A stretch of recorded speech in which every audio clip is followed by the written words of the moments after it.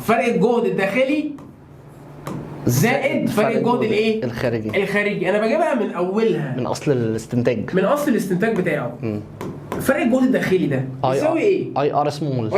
هو انا عندي ار سمول اصلا؟ لا ما عنديش ده. يعني فرق الجهد الخارجي فين؟ اللي هو على ديت بس، على الار داش اللي هو في 2، اللي هو اي في ار، صح؟ اللي هو يمثل في 2. ما عنديش غير الفي 2. يبقى ده معناه ان الفي 2 بيساوي برضه لا تتغير قيمه الفي بي، يعني يفضل زي ما هو ثابت. احنا عارفين من الاول ان الزياده في المقاومه هيقابلها نفس التقليل، هيقابلوا بعض، لكن مش دايما.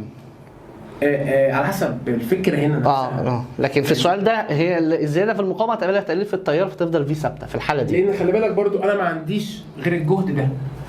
انا ما عنديش غير الجهد ده الخارجي. يعني عايز تقول لك ان مفيش مقاومه هنا، مفيش مقاومه ثانيه هنا.